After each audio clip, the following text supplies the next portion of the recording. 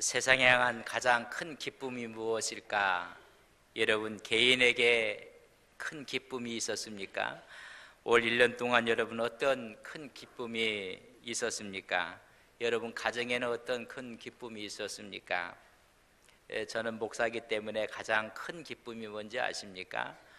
새 가족들이 올 때마다 정말 목사로서 한 영혼이 하나님께 또 천국을 준비하며 살아간다는 얼마나 큰 기쁨인가. 그래서 새 가족이 숫자가 2자리를 넘어서 3자리가 됐을 때 저는 가장 기뻤습니다. 여러분, 3자리가 됐다는 이야기는 100명이 넘었다는 이야기입니다. 한 영혼의 가치가 천하보다 귀한데 얼마나 기쁠까. 어떤 분들은 그래요.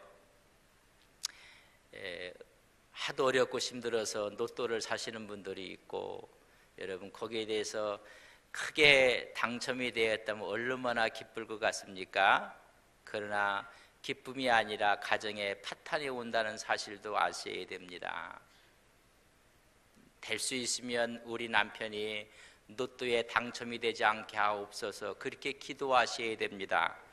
남편이 로또에 당첨되면 바로 새로운 결혼을 할 수가 있다는 것도 아셔야 됩니다.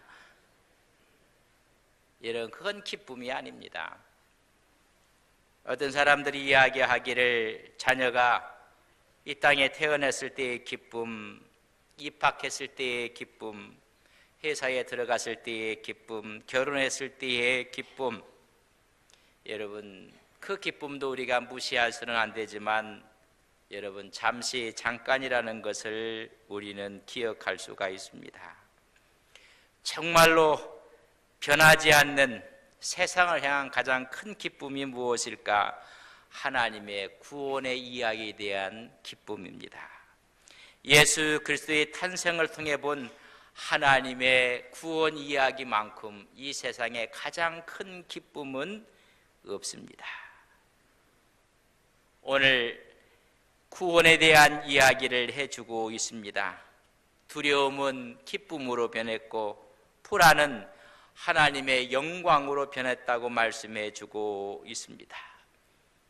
다윗의 도성에 양을 치던 목자들에게 들려준 천사들의 소리는 세상을 향한 큰 기쁨이었습니다. 다윗의 동네에 너희를 위하여 구주가 나셨으니 곧 그리스도 주시니라. 하늘에서 천사들의 노래가 들려옵니다. 지극히 높은 곳에서는 하나님께 영광이요, 땅에서는 하나님을 기뻐하시는 사람들 중에 평화로다. 오늘 같이 한번 이 천사들의 노래를 제가 앞을 하면 여러분 하나님께 영광이요 평화로다 그렇게 화답을 하시기를 바랍니다. 지극히 높은 곳에서는, 땅에서는 하나님이 기뻐하시는 사람들 중에 영광과 평화를 이야기해 주고 있습니다. 예수 그리스도의 탄생은 이 세상을 구원하시는 큰 기쁨의 소식, 크리스마스는 큰 기쁨의 소식인 것을 말씀해 주고 있습니다. 왜 큰 기쁨일까? 1절과 2절을 보면 이렇게 기록해 놓고 있습니다. 1절 누가복음 2장 1절에 보면 그때에 가이사 아구수도가 영을 내려 천하로 다 호적하라 하였으니 이 호적은 구네류가 수리아 총독이 되었을 때에 처음 한 것이라. 여러분, 이 큰 기쁨은 현실 세계 속에 일어났기 때문에 큰 기쁨이라는 것입니다. 많은 사람들은 꿈을 꾸기도 합니다. 가상에 또한 미래를 비현실적으로 그려주고 있습니다. 상상도 아니고 비현실도 아니고 현실 세계 속에 일어났기 때문에 큰 기쁨이라는 것입니다. 세상의 질서 속에 일어난 것입니다. 여러분, 꿈속에 일어난 것이 아닙니다. 예수님의 탄생의 이야기를 로마 황제의 이름을 이야기하고 있고 그 당시 수리아의 총독을 이야기하고 있습니다. 이 세계 속에, 현실 속에, 나의 삶 속에 일어났기 때문에 큰 기쁨이라는 것입니다. 수많은 사람들이 좋은 일이 있어도 나하고 아무 관계가 없으면 아무 의미가 없습니다.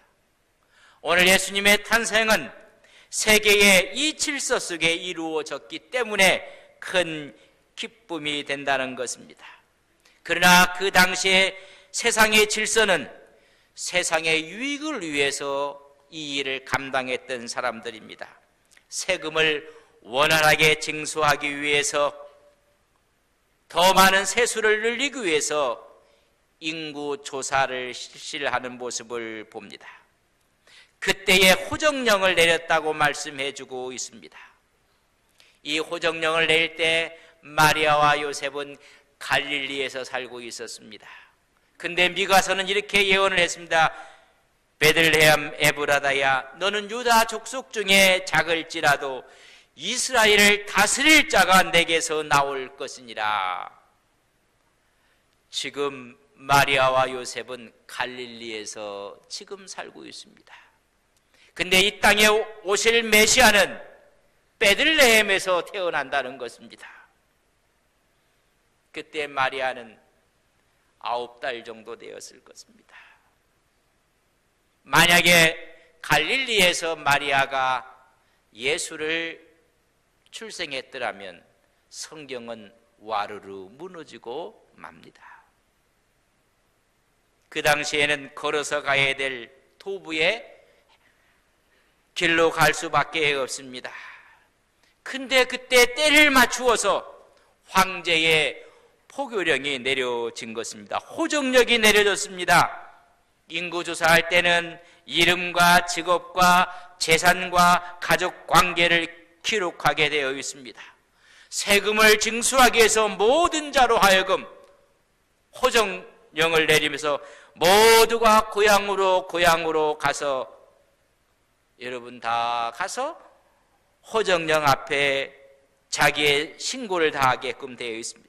각 가족 가문별로 시행을 했기 때문에 고향으로 갈 수밖에 없었습니다. 9달이 됐던 마리아는 움직일 수 없는 상황이었지만은 황제의 호정령으로 인해서 갈릴리에서 베들레헴으로 갈 수밖에 없었습니다. 갈릴리에서 베들레헴까지 거리가 145km로 이야기합니다. 가까운 길이 아니었습니다. 이때 호정령을 할 때 여자들도 12살이 넘으면 다 세금을 납부할 대상들이었습니다. 그러나 여자는 반드시 갈 필요는 없었습니다. 집안의 가장이 돼서 대신해서 호적을 할 수가 있습니다. 그렇지만은 임신 9개월 된 마리아와 요셉이 베들레헴으로 그 호정령을 따라 가고 있는 것입니다. 많은 사람들이 이상하게 생각했을 것입니다. 마리아와 요셉은 결혼도 하지 않았는데 아기를 가졌다는 것입니다. 두 사람은 헤어지려고 했습니다. 성서는 말하기를 마리아 데려오기를 두려워하지 말라. 하나님의 성령으로 잉태했다고 말씀을 했고 전 세계를 구원할 예수를 낳게 될 것이라고 말씀을 해주고 있습니다. 그 연유로 인해서 오히려 아이를 낳는 곳은 나사렛보다는 베들레헴이 적합했을 것입니다. 9달에 몸을 이끌고 나사렛에서 베들레헴으로 그의 발걸음을 옮기게 됩니다. 이 세상의 왕들, 세상의 질서를 사용하셔서 하나님께서 이 사실을 이루게 하시는 것입니다. 그렇기 때문에 큰 기쁨이라는 것입니다. 세상의 왕들을 하나님이 쓰시는 것입니다. 지금도 세상의 수많은 지도자들을 사용하시는 것입니다. 대통령도, 장관도, 국회의원도, 도지사도, 시장도 하나님께서 쓰신다는 사실을 우리는 성서를 통해서 알게 됩니다. 이 세상엔 세상의 지도자들이 통치와 권한의 영향을 받고 있지만은 그는 하나님의 위대한 섭리의 역사 앞에 그 모든 힘들이 쓰임을 받고 있다는 것을 말씀해 주고 있습니다. 마리아는 이 일 때문에 나사렛에서 베들레헴으로 가게 된 것입니다. 세상의 힘도 기쁜 소식을 위해서 쓰임을 받는다는 것을 깨달으셔야 합니다. 그렇기 때문에 지도자를 위해서 기도하셔야 됩니다. 나라를 위해서 기도할 때 우리는 세우신 지도자를 위해서 기도할 의무가 있다는 것을 아셔야 됩니다. 그 당시에 총독도, 그 당시에 황제도 하나님의 구속사를 위해서 쓰임을 받았다는 것을 아셔야 합니다.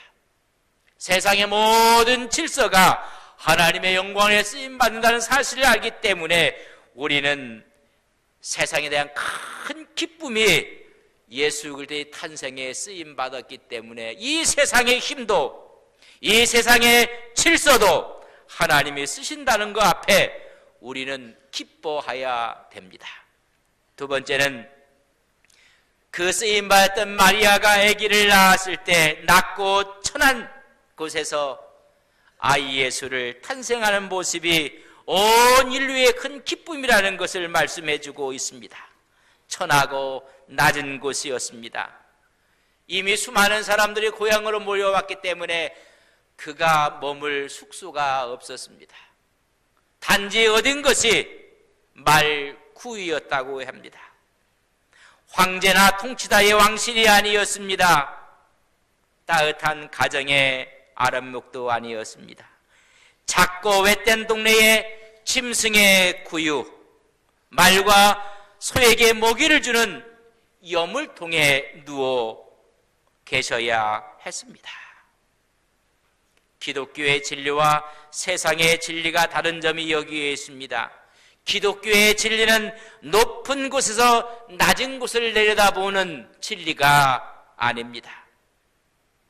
가장 낮은 곳에 임하는 하나님의 말씀과 기독교의 진리가 있는 것입니다. 모든 사람에게 임하기 때문에 기쁨이요 소망인 것입니다. 세상의 진리는 낮은 곳이 아니라 높은 곳에 있는 것입니다. 낮은 자를 무시하고, 아니 어떤 면에서는 짓밟기도 하는 것입니다. 그렇기 때문에 세상에 기쁜 소리가 아닙니다. 기독교의 진리는 왕궁이 아니었습니다. 짐승의 먹이통에서 시작되었습니다. 권력이 있는 내실이 아니었고, 고용되어서 밤새도록 일을 한 목자들을 향해서 소식이 전해졌기 때문에 온 인류에 대한 세상에 대한 큰 기쁨이라는 것입니다. 오늘 많은 사람들이 금수저, 은수저, 동수저, 흙수저란 이야기를 하고 있는 모습을 봅니다. 우리 예수님은 금수저가 아니었다는 것입니다. 여러분, 흙수저였습니다. 여러분들이 그래요. 우리가 흙수저인지 금수저인지를 어떻게 알 수 있는가? 그 부모들이 흙수저면 자식은 흙수저입니다. 그런 부모가 왜 흙수저인가? 그 세 부리로 딱 나누면 우리 부모가 아니 내가 흙수저구나. 여러분, 부모들이 자식을 향해서 사랑하고 배려하고 이해하려고 보다는 질투하는 부모는 흙수저랍니다. 혹시 여러분 자녀를 질투하고 있습니까? 공부를 해도 이놈 아니가 공부해서 별 좋은 게 뭐가 있느냐, 돈이나 벌지, 그러면 흙수저입니다. 두 번째 부류는 자식을 노후 대책용으로 생각을 하는 부모가 있다면 그것은 흙수저라고 이야기합니다. 또한 흙수저의 부모의 세 번째 부류는 자식을 자기 인생의 걸림돌로 생각을 한다는 것입니다. 아유, 너 때문에. 그래서 자존감도 없고 용기도 주지 않고 실망과 좌절만 주는 것입니다. 그래서 이것을 통틀어서 흙수저 부모의 특징 5가지가 있는데, 첫째는 피해의식을 갖고 살아가는 사람들입니다. 아무리 가난해도 피해의식이 아니라 자존감을 갖고 살면 돈의 문제가 아니라는 것입니다. 늘 피해의식을 갖고 살고, 두 번째는 늘 부정적으로 살고, 예수보다는 아니라고 하고 모든 면을 부정적으로 바라보는 것입니다. 세 번째는 전부 다 생각이 자기 중심적으로 사고합니다. 남을 배려하지도 않고 남을 이해하려고도 하지 않고 자식에게도 배려하지 않습니다. 네 번째 특징은 민간 욕법을 맹신한다는 것입니다. 뭐가 좋다고 하면 거기에 몰입을 해서 이런 얘기를 써놨어요. 똑같은 수준의 사람들을 만났기 때문에 다 맹신한다는 것입니다. 과학적이고 이성적인 사고를 거부한다는 것입니다. 마지막 특징 한가운데는 1%의 성공신화가 있는데, 여러분 성공이라는 게 그렇게 쉽지가 않은데 평균적으로 누구나가 성공할 줄 아는 사람이라는 것입니다. 이런 얘기, 자식에게 하는 말이 나는 어려울 때 나 혼자 내 힘으로 살고 여기까지 살아왔는데 너는 밥을 주고 잘 자리가 있는데 왜 그렇게 못하느냐고 닥달을 하고 훈수를 두는 사람들은 무슨 수저라고요? 그게 훅수저라는 얘기. 그 자식이 공부 못한다고 막 이야기하고 그런 자녀들이 있으면 여러분 이야기하세요. 엄마 아빠 성적 좀 한번 보자. 여러분 그렇지 않습니다. 우리 모두가 스스로를 낮은 자리에 있는데 그 낮은 자리에 예수 그리스도가 오셨다는 그 이유가 온 세상의 큰 기쁨이라는 것입니다. 지역의 목자들에게 온 세상에 미칠 큰 기쁨의 소식을 전하는 것입니다. 우리 주님은 말 그대로 흙수저로 오셨지만은 그의 생각과 사고는 하늘을 비상할 수 있는, 하늘을 품고 살아갔던 사람이라는 것입니다. 여기에 복음의 능력이 있습니다. 복음 사역은 사회적으로 소외되고 천대받는 자들을 중심으로 전개되었지만은 이 세상의 질서를 다 바꾸어 놓았습니다. 이제까지 들어보지 못했던 새로운 소식을 듣게 된 것입니다. 구원의 하나님의 소식이었습니다. 낮은 것, 낮은 자에게 인류의 모든 소망을 증거한 것입니다. 그 말은 모든 인류를 다 포함하고 있다는 것입니다. 예외 지역이 없습니다. 예외된 사람이 없다는 것입니다. 우리 문화는, 우리 사회는 가진 사람은 가진 사람 또한 자기의 부류대로 모이게 됩니다. 늘 따돌림을 당하고 예외 지역이 있고 예외된 사람이 있습니다. 낮은 곳, 낮은 자에게 먼저 오셨다는 이야기는 예외 지역이 없다는 것입니다. 그렇기 때문에 세상에 향한 큰 기쁨이 되는 것입니다. 예수님의 탄생은 가난하고 소외된 우리의 삶의 깊은 곳까지 오셔서 들려주시는 하나님의 탄생의 소식인 것입니다. 하늘에는 영광이요 땅에서는 기뻐하심 받는 사람 중에 평화로다. 누구나가 기쁜 소식이라는 것입니다. 그러나 세상은 모두에게 기쁜 소식이 아닙니다. 우리 주님은 있는 자나 없는 자나 가진 자나 가지지 못한 자나 모든 자의 기쁜 소식입니다. 이런 소식과 같은 것입니다. 우리나라의 한국사, 현대사를 보면 전체가 기뻐했던 기쁨의 소식이 있습니다. 여러분 1945년 8월 15일 날 일제로부터 우리가 해방되었을 때 여러분 이건 모두가 기뻐하는 것입니다. 2002년에 월드컵 4강이라는 소식 앞에 여러분 모두가 어깨 춤을 추면서 함께 어깨동무를 하며 기뻐하는, 이것은 어느 누구나 축구를 좋아하는 사람이나 싫어하는 사람이나 상관이 없습니다. 모두가 기뻐하는 것입니다. 최근에는 남북 정상회담이 벌어지고 판문점에서 왔다 갔다 하는 정상의 모습을 보고 통일의 꿈을 꿀 때 우리 모두는 다 기뻐해야 하는 것입니다. 누구나가 기뻐하는 것입니다. 오늘 주님이 오신 이 낮고 천한 곳에 오셔서 우리에게 기쁨을 주고 소망을 주시는 이 소망과 기쁨이 오늘 여러분의 삶의 기쁨과 소망이 되시기를 주의 이름으로 간절히 바랍니다. 왜 세상에 한 큰 기쁨입니까? 하나님께는 영광이요 우리에게는 평화이기 때문에 그렇습니다. 하나님께 영광이 되고 우리에게 평화가 될 때 진정한 자유함이 있는 것입니다. 진리를 할지니 진리가 너희를 자유케 하리라. 그 진리는 예수 그리스도였습니다. 그분이 오셔서 우리에게 진정한 하나님께 대한 영광을 돌릴 수 있고 우리 사이에 평화가 이루어졌다는 것을 말씀하기 때문에 그렇습니다. 복음이 들어갈 때는 처음에는 두려움이 있고 불안이 다가옵니다. 그래서 복음이 들어갈 때마다 저항이 있고 핍박이 있고 수많은 사람들이 피 흘림의 순교의 역사가 있습니다. 왜냐하면 예수 그리스도의 복음은 진리이기 때문에 그렇습니다. 살아있기 때문에 그렇습니다. 이 세상에 속이는 것, 세상의 위선들을 깨뜨리고 잘못된 전통과 잘못된 관례와 잘못된 관습, 잘못된 세상의 질서, 잘못된 권력과 잘못된 역사를 깨뜨리기 때문에 저항을 받을 수 있고 핍박을 당하는 것입니다. 그러나 복음이 만연했을 때 인간 사이에는 평화가 깃드는 것이고 하나님께 영광을 돌리는 것이기 때문에 우리는 모든 사람에게 큰 기쁨이 된다는 것입니다. 새로운 질서가 왔을 때 두려워하지 말라고 말씀을 해주고 있습니다. 예수님의 오심은 예수 그리스도의 성령의 새로운 질서가 우리 앞에 다가왔다는 것을 말씀해 주고 있습니다.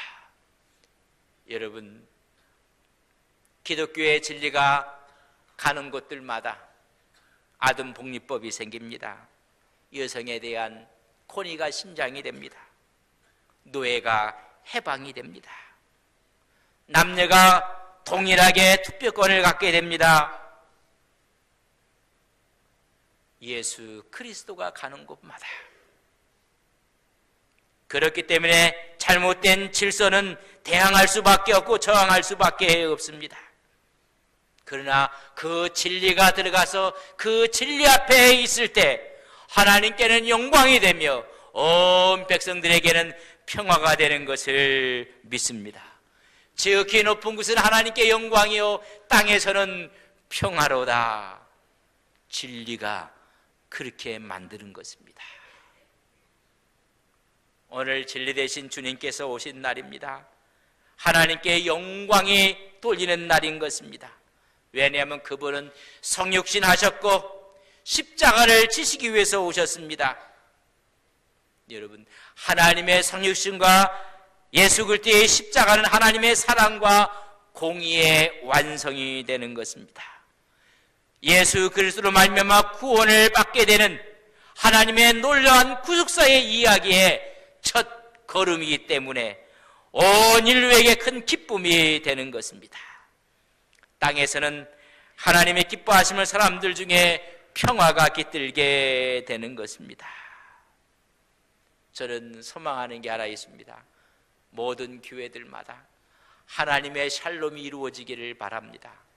우리 교회가 하나님의 샬롬이 이루어지고 하나님을 믿는 모든 교회들마다 하나님의 샬롬이 이루어질 때 이 사회는 평화의 사회가 될 것을 우리는 믿습니다.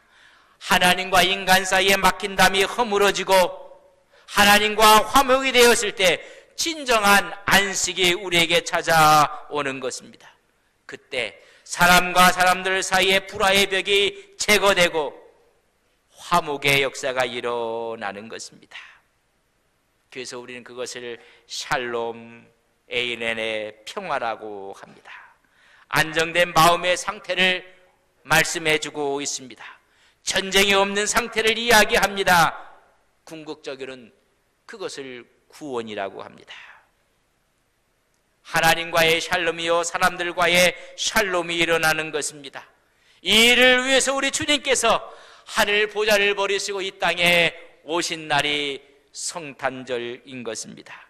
그렇기 때문에 이 성탄이야말로 세상을 향한 가장 큰 기쁨이 되는 것입니다. 왜냐하면 세상을 무시하지 않습니다. 세상 질서를 무시하지 않습니다. 세상 질서 속에 오셨기 때문에 그렇습니다. 오늘 가이사 아구스도가 황제였으며 수리아의 총독 구레네오가 있었을 세계의 질서 속에 찾아오시는 것입니다. 오늘도 우리의 가정 속에 찾아오십니다. 아픔과 고통이 있는 곳에 찾아오신다는 사실을 아셔야 합니다. 그곳에 찾아오셔서 오늘 낮은 자, 소외된 자, 눈물이 있는 자, 아픈 자를 먼저 어루만지신다는 것입니다. 세상은 그렇지 않습니다. 그러나 우리 주님은 가장 낮은 자에게 찾아오셔서 그 마음을 만지셔서 하나님과의 회복을 통해서 하나님께 영광이요 사람들 사이에 평화를 만들기 때문에 그렇습니다. 그렇기 때문에 가장 큰 기쁨이 되는 것입니다.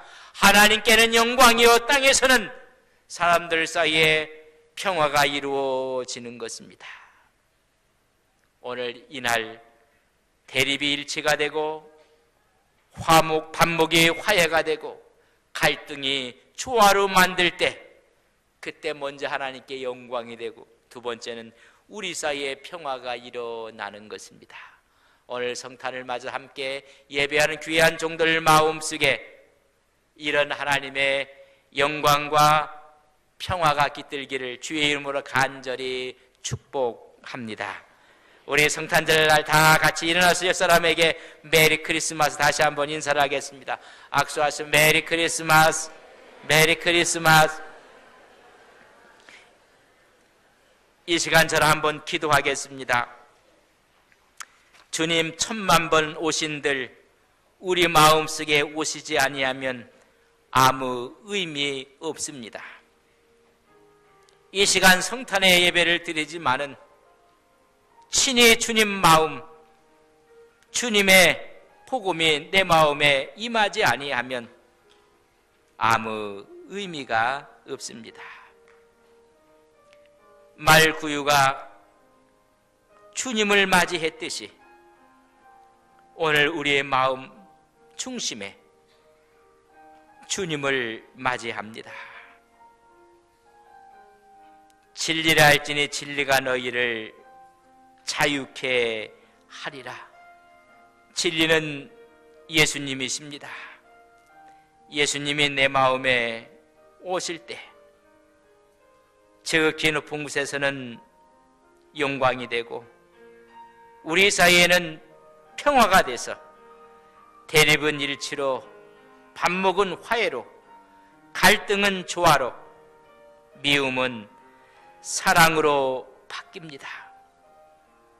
오늘 성탄 이 의미 있는 예배 위에 우리 마음속에 일치와 화해와 조화와 사랑을 공급하여 주옵소서. 하나님, 2018년 성탄절을 맞이해서 하나님께 드려지는 예배를 하나님 흠양하여 주옵소서. 지극히 높은 곳과 땅에서 일치가 일어나게 하옵소서. 하나님과 사람들 사이에서 화해와 조화가 이루어지게 하옵소서. 미움이 있는 곳에 사랑이 증거되어지게 하옵소서. 하나님께는 평화요 우리 사이에는 하나님께는 영광이요 우리 사이에는 평화가 깃들게 하여 주셔서 예수 그리스도를 내 마음에 모시게 하옵소서. 진리를 알지니 진리가 너희를 자유케 하리라. 진정한 자유함을 갖고 이 세상으로 나서는 믿음의 종들이 되게 하옵소서. 예수님의 이름으로 기도 올리옵나이다. 아멘.